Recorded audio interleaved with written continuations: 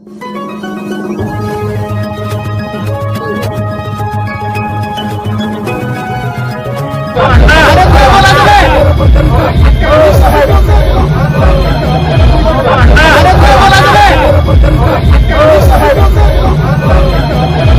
नगरसेवक आहे, तू वर्दीत आहे म्हणून शांत बसलो, नाहीतर तुला दाखवलो असतो, अशी भाषा वापरत भाजपचे नगरसेवक अक्षय अंजिखाने यांनी पोलीस उपनिरीक्षक गोविंद पवार यांच्यासोबत सोमवारी दिनांक 22 रोजी सकाळी वाद घातला।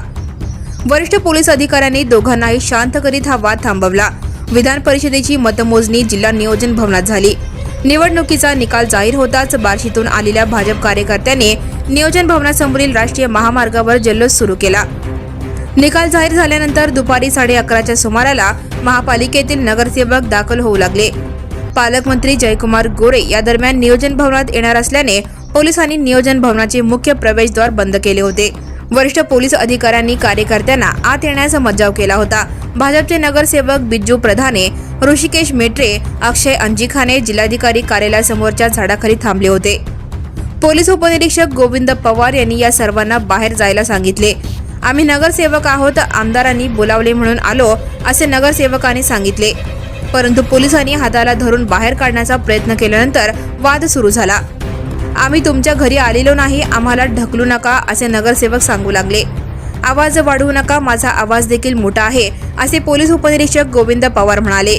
यावेळी वरिष्ठ पोलीस निरीक्षक नामदेव बंडगर यांनी मध्यस्थी करीत वाद मिटवला।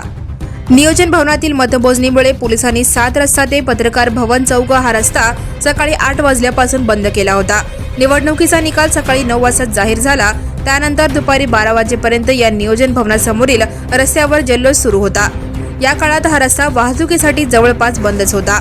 आम्ही नियोजन भवनापासून दूर झाडाखाली थांबलो होतो, तिथे येऊन पोलिसांनी आमच्यावर अरेराव केला।